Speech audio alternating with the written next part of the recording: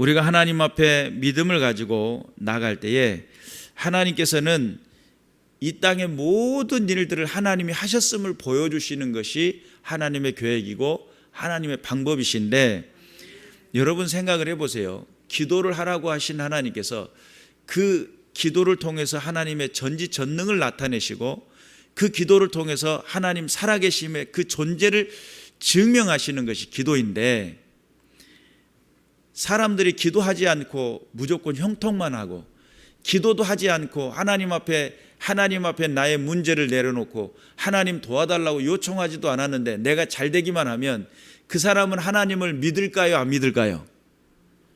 안 믿을 확률이 많죠. 그럼에도 불구하고 하나님이 나를 도우셨다고 이렇게 고백하시는 분들은 그래도 좀 대단하신 양반이에요.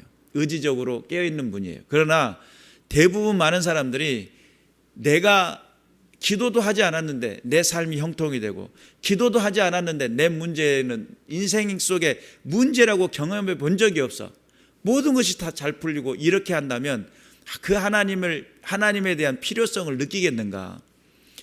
사람의 왜 전지전능에 대한 기대감을 갖냐면 사람의 삶은 유통기한이 있고 사람의 삶은 늘 유한한 삶을 살아갈 수밖에 없는 그런 존재들입니다. 그런 존재들이 전지전능하신 하나님을 찾고 의지하는 것, 또 그 전지전능하신 하나님을 찾아주는 것을 하나님은 기뻐하신다. 그리고 하나님 앞에 이 성경 이사야 42장 6절 이하에는 무슨 이야기가 있냐면, 내 손을 잡아 너를 보호하며 너를 세워 백성의 언약과 이방의 빛이 되게 하리니 내가 눈먼 자들의 눈을 밝히며 갇힌 자들을 옥에서 이끌어내며 흑암이 앉은 자를 감방에서 나오게 하리라. 나는 여호와이니 이는 내 이름이라. 나는 내 영광을 다른 자에게 내 찬송을 우상에게 주지 아니하리라. 전지전능하신 하나님은 여기 계시는데 자꾸 고목나무에다 비나이다 하고 있어요. 고목나무도 속상하죠. 들어줄 수 없는 소원을 자꾸 아뢰니까. 또 석상 앞에서 기도합니다. 비나이다. 석상도 속상하잖아요. 난 돌덩인데 이럽니다. 정말 살아계시고 내가 부르면 내 소리를 들으시고 내게 질문하면 그 질문에 대한 답을 해주시는 하나님, 그 하나님이 전지전능하신 하나님, 나를 창조하신 하나님이라는 사실을 믿으시기를 주님의 이름으로 축원합니다. 그러므로 기도는 하나님의 살아계심을 나타내 주시는 방법이기도 합니다. 믿으시길 바랍니다. 하나님의 살아계심을 나타내시기 위해 무엇을 하라고요? 하나님께 나와 뭘 하라고요? 기도하라고요. 기도하면 무엇을 보게 돼요? 하나님 살아계심을 보게 돼요. 그래서 마태복음 7장 7절 이하에는 구하라 그리하면 주실 것이요, 찾으라 그러면 찾을 것이요, 두드리라 그러면 문을 두드리라 그러면 너희에게 열릴 것이니, 구하는 이마다 받을 것이요, 찾는 이가 찾아낼 것이요, 두드리는 이에게 열릴 것이니라. 하나님 앞에 구하고 찾고 두드리면 하나님은 반드시 우리에게 뭘 하신다고요? 응답하신다는 거예요. 그러니까 대부분의 많은 사람들이 자기 고집과 자기 아집 때문에 하나님 앞에 구하고 아뢰지 않고 자기 스스로 뭔가를 해보겠다고 노력하다가 포기합니다. 내려놓고 못하겠네. 그때 하나님 앞에 기도하면 도와주실 텐데 그럼에도 불구하고 기도를 안 하신 분들이 있어요. 하나님 앞에 기도하면 구하고 찾고 두드리면 하나님께서 열어주신다는 사실을 믿으시길 바라고, 우리 인생에 막혀있고 알지 못하는 것들을 받고 찾고 열리는 비결을 알려주시는 겁니다. 인생이 막혀있는데 하나님 앞에 구했더니 받고 그리고 찾고 열리는 세대를 보게 된다는 거예요. 또한 바꿔서 말하면 구하는 사람을 찾고 계시고 찾는 사람을 기다리시며 하늘의 능력의 문 앞에 나오는 사람을 기대하신다는 거예요. 누가요? 하나님께서. 하나님께서는 그러한 믿음의 백성들, 하나님께 나오는 자들을 기다리고 계셔요. 하나님은 이미 축복을 예비하고 계시죠. 그런데 이 축복을 받을 사람은 도대체 누구냐라고 하는 겁니다. 하나님 앞에 나아가서 그러한 축복을 받을 믿음의 백성들은 하나님 앞에 구함을 통해서 그 하늘의 보화를 누리고 옛 것과 새 것을 취하는 서기관처럼 지금의 새로운 제자들처럼 그런 은혜의 삶을 살아가시기를 주님의 이름으로 축원합니다. 두 번째로 기도는 하나님의 구원 방법을 보여주시는 통로입니다. 인생을 이끌어 가시고 인도하신 하나님의 구원의 방법을 어떻게 보여주시느냐? 전도자가 나갈 때 단순히 그냥 나가는 게 아니에요. 전도자는 뭐를 해요? 하나님 오늘 또 한 영을 내게 붙여주시고 하나님 오늘 만난 그 영혼에게 복음을 증거할 때에 단순히 말만 증거되는 게 아니라 그 영혼의 심령을 울리고 그의 중심 속에 죽어가는 그 심령 가운데 하늘 소망이 일어나게 도와주옵소서 라고 기도를 하면서 나간단 말이에요. 그래서 기도는 하나님의 구원의 방법을 보여주시는 통로이다라는 사실을 믿으시기를 주님의 이름으로 축원합니다.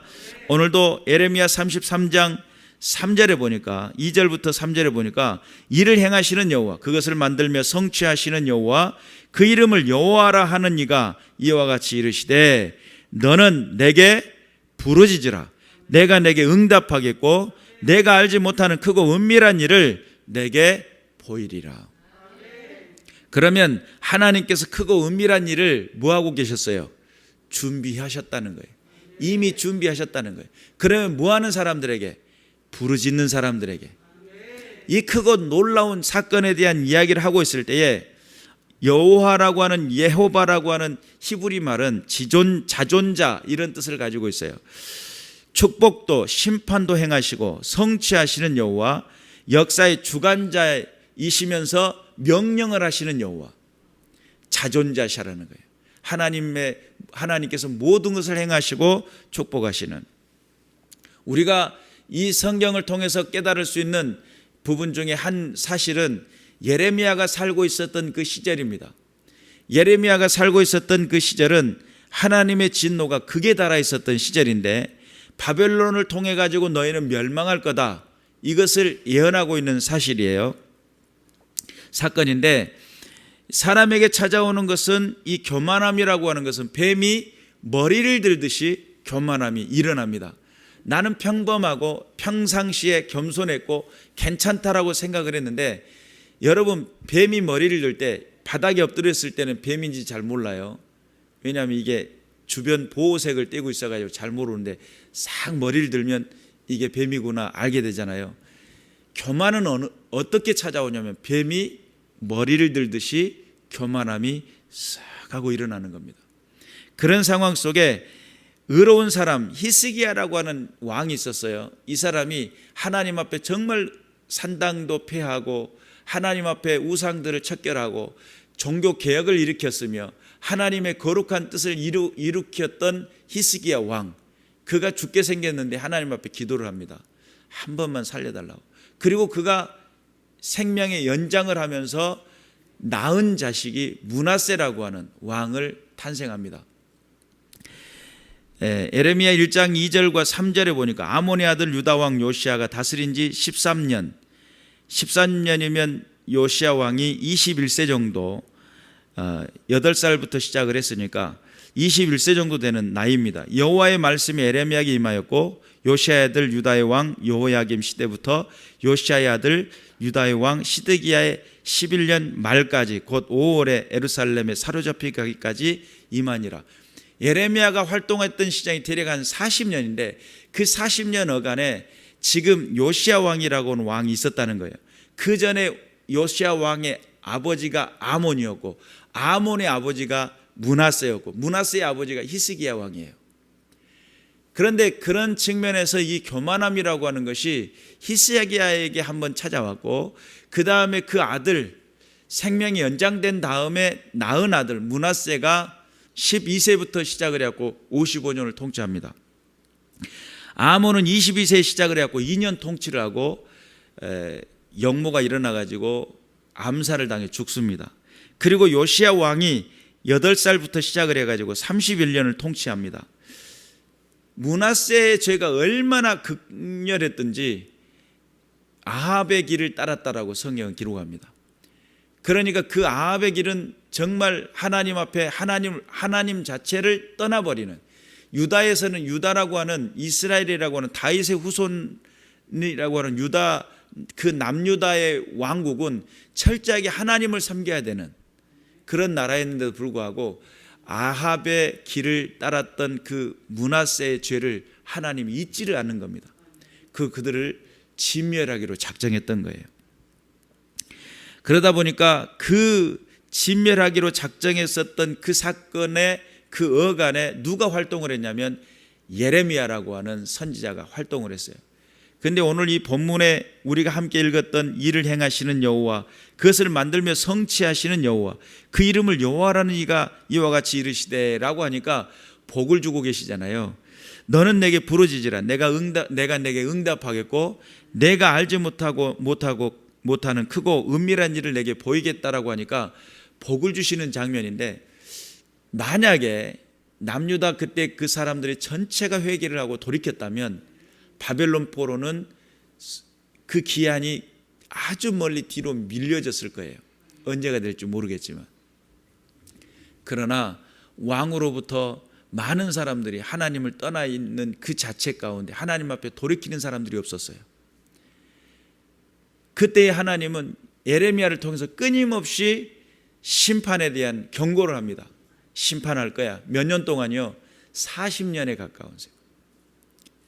그럼 40년의 설교자가 심판에 대한 설교를 했다면 회개를 해야 돼요, 안 해야 돼요? 아니 40년도 떠나서 한 4주만 회개에 대한 설교를 했다면 4주 동안 마음의 생각을 해보고 내가 죄가 무슨 죄가 있는지 돌아보고 하나님 앞에서 어떻게 살 것인지를 돌아보고 회개하면 얼마나 복이겠어요. 대략 한 40년 동안 예레미야가, 눈물의 선지자 예레미야거든요, 선포하고 듣지 않는 그 백성들을 향해서 하나님 나 더 이상 못하겠어요. 그랬다가 안전하면 마음에서 하나님의 여호와의 말씀이 불붙는 듯하여 안전하면 속이 불나는 거예요. 그럼 또 외쳤다가 외친 것 때문에 환난당하고 고통당하고. 선지자의 목소리는 칼로 도려내는 듯한 이야기겠죠. 치부를 드러내고 아픔을 찔러대는, 그남동 위로받기를 원해서 교회에 나왔더니 목사님이 회개하라고 죄는 멸망당하고 막 사망의 권세가 여러분에게 있다고 막 이러니까 위로받고 싶은데 위로는 안 해주고 흥찌뿡 이러고 돌아간단 말이죠. 아따 그 교회는 너무 정죄하대 막 이러면서. 정작 살아야 될 백성들이 죄 가운데서 벗어나지 않으면 하나님의 그 긍휼이 임할 수 있을까요? 나는 여전히 흙탕물로 온몸이 더러워졌는데 내게 카스테라 포켓몬빵을 내 손에 들려줄 수 있겠냐 이 말이에요. 먼저 뭐를 해요? 먼저 뭐를 하냔 말이죠. 손에 흙이 잔뜩 묻어있고 온몸에 흙이 잔뜩 묻어있고 얼굴이고 어디고 다 잔뜩 묻어있는 이 아이에게 내가 정말 맛있는 거 준비했는데 너에게 주고 싶어. 근데 받아서 먹을 수 있는 상황이 아니잖아요. 그러면 먼저 어머니는 무엇을 시켜요? 너 당장에 빨리 들어가서 씻고 나와. 몽둥이 들고 춤을 안 춘 게 다행이죠. 네 지금 이게 옷을 사준 지 며칠이나 됐다고 이 모양이야. 그러니까 여러분 생각을 해보세요. 하나님께서 준비하신 그 축복은 놀라운 축복이에요. 내가 상상할 수 없는 축복이에요. 어제도 어떤 분하고 대화를 하게 됐어요. 그분 이야기가 그래요. 정말 요즘 교회가 바른 교회가 없더라고. 진짜 목회자다운 목회자를 못 만났고 교회를 많이 돌아봤고 교회다운 교회를 못 만나봤고 하나님 앞에 기도하면 다 들어준대요 막 이러면서. 맞습니까 목사님? 다 들어주는 거 맞습니까? 막 그래 내가 듣고만 있었어요. 이 사람은 거기에다 무슨 이야기를 해놓으면 들을 준비가 된 사람이 아니기 때문에 그냥 듣고만 있었어요. 그런데 생각을 해보세요. 받을 준비가 돼 있어야 줄 거 아닙니까? 하나님이 주실 것은 거룩한 것이고 하나님이 베푸실 것은 하늘의 보화인데 온몸에 죄악으로 가득 차 있고 여전히 나는 죄성으로 가득 차 있고 들을 준비가 되지 않는 그 사람에게 여러분 진주를 개에게 돼지에게 주지 않잖아요. 내가 존귀한 것을 깨닫지 못한 사람은 멸망할 짐승과도 같다라고 성경은 이야기하고 있는데, 그래서 우리가 받을 수 있는 그런 믿음의 상태가 될 수 있도록 먼저 내 죄는 해결돼야 되고 깨끗해졌을 때에 그 가운데서 내게 누릴 자녀의 권세가 내게 허락되는 거예요. 그래서 기도는 하나님의 구원의 방법을 보여주시는 통로임과 동시에 기도를 통해서 하나님 앞에 아뢰을 때에 하나님, 저는 죄인입니다. 죄의 고백이 시작을 하고 하나님 앞에서 나를 붙드시고 그 거룩하신 그 놀라운 그 사랑 앞에 내가 엎드렸을 때 하나님의 그 위로하심과 그 축복은 목회자가 위로의 말을 전달하는 그런 축복과의 개념과는 전혀 다른 거예요.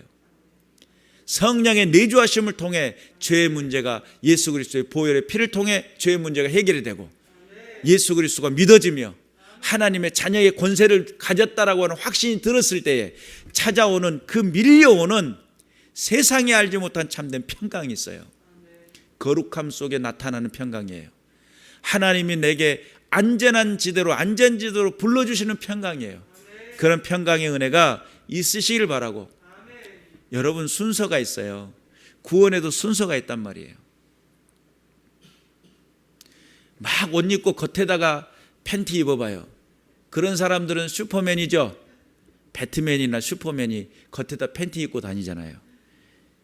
정상은 아닌 것 같아. 여러분, 우리가 알아야 될 것이 속옷은 속에다 입어야 돼. 겉에다 입으면 안 돼요. 이게 순서라는 게 있어요. 정말 화장실에서 급해 죽겠는데 바지부터 내린다고 막 내리려는데 안 내려가. 왜요? 허리끈을 안 끌렀어. 끌르지도 않고 안 내려간다고 뭐 찢어서 싸겠습니까? 안 되잖아요. 순서라는 게 있어요. 하나님 앞에 구원받는 순서가 있어요. 그 순서를 무시하고 무조건 축복을 달래, 나에게 응답을 달래. 하나님 앞에 기도했더니 응답이 안 된대. 하나님 살아계신 거 맞아요? 이렇게 물어본단 말이에요. 기도하면 다 들어주신다는데 맞아요? 나 지금 당장 1,000만 원이 필요한데. 이렇게 이야기하고 있어요. 그 사람에게는 뭐가 먼저 필요해요? 자녀 되는 게 먼저 필요하죠. 죄의 문제가 해결되는 게 먼저 필요하잖아요. 하나님 앞에서 뜻하지 않게 하나님의 도우심과 돌보심을 통해 가지고 삶의 자리에 정말 어떤 풍요를 누릴 수도 있어요. 그런데 하나님은 순서를 중요시 여겨요. 왜요? 하나님은 질서의 하나님이시기 때문에. 우리가 정신 차려 예수 믿어야 될 줄로 믿습니다. 그래서 예레미야가 지금 이야기하고 있는 이 시점에 너는 내게 부르짖으라. 내가 내게 응답하겠고 내가 알지 못한 크고 은밀한 일을 내게 보이리라고 말씀하셨던 그 약속은 하나님 앞에 기도하면서 너의 죄의 문제를 풀어나가자, 이런 뜻이에요. 은밀한 일을 보여주시는데 크고 놀라운 일들을 준비하셨는데 지금은 당장 너는 지금 죄 때문에 매를 맞아야 되지만 내가 너의 길을, 그래서 예레미야 그 29장 그러잖아요. 성경에 너에게 행하는 것은 재앙이 아니고 미래와 소망이다, 평안이다, 이런 말씀이 기록되어 있어요. 그러니까 어떤 문제에 대해서는 하나님께서 정확하게 지적하시고 매를 때리시기도 하시지만 매 맞은 다음에는 어떻게 해요? 회복할 수 있는 길을 주시는 거죠. 그래서 크고 은밀한 일을 준비하고 계신 하나님. 기도는 하나님의 구원의 방법을 보여주시는 통로라고 하는 사실을 믿으시길 바라고, 세 번째, 기도는 하나님의 약속을 믿고 사는 길이라는 거예요. 하나님이 축복하실 것을 믿고 하나님이 역사하실 것을 믿고 하나님이 내게 응답하실 것을 믿고 기도를 통해 사는 겁니다. 하나님 앞에 기도하면 내가 사는 겁니다. 믿으시길 바랍니다.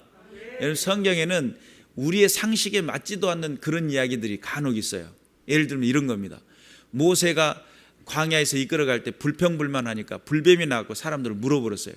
근데 사람의 몸에 뱀의 독이 퍼졌는데 모세가 뜬금없이 나가지고 구리의 뱀을 만들어가지고 장대에 높여놓고 쳐다보면 산대요. 이런 겁니다. 코로나가 걸렸는데 코로나를 성경책 하나 딱 보여주면 이거 쳐다보면 믿으면 산다 이렇게 이야기하는 것 같은 이야기예요. 그럼 우리가 상식적으로 생각을 했을 때 아니 바이러스가 믿음으로 고쳐질 수 있어? 이렇게 생각할 수 있죠. 또 뱀의 독이 내가 장대를 쳐다보면 살 수 있어. 이게 맞는 말이야? 이렇게 생각할 수 있잖아요. 하나님의 거기에 전지전능하신 하나님이 아니라면 뱀의 독 물리면 죽어야 맞습니다. 맞죠? 그러니까 하나님께서 원하시는 그 사명의 자리에는 하나님께서 원하시는 시간만큼 그 사명의 자리에 있는 사람들은 생명의 보호하심이 따른다는 사실을 믿으시길 바랍니다. 내가 당장 어떤 바이러스에 의해서 제가 죽게 생겼어요. 그리고 죽었어요. 사명 끝난 겁니다. 거기에다가 내 믿음이 부족해서 죽었다. 이렇게까지 이야기할 필요는 없잖아요.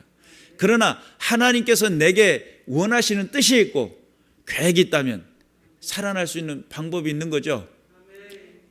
그래서 코로나 걸려 죽은 사람도 많지만 안 죽었다면 지금 코로나 걸렸는데 아직 안 돌아가셨다면 무슨 뜻이에요?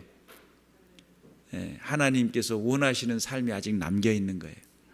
그 남겨진 삶 가운데 교만하지 마시고 겸손하게 주님 앞에 영광을 돌릴 줄 아는 믿음의 군사들이 되시면 됩니다. 기도는 하나님의 약속을 믿고 사는 길입니다.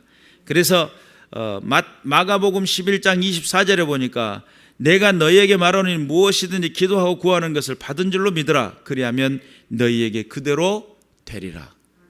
믿음이라는 것은 의심하는 게 아닙니다. 믿음이라는 것은 그대로 된다고 하는 믿음을 가지고 있는 건데, 여러분 정말 하나님께서는 합리적이고 질서가 있으셔요. 너무 가당치도 않는 것에 대한 어떤 목표를 가지고 나가는 것은 정말 목숨 걸고 해야 돼요.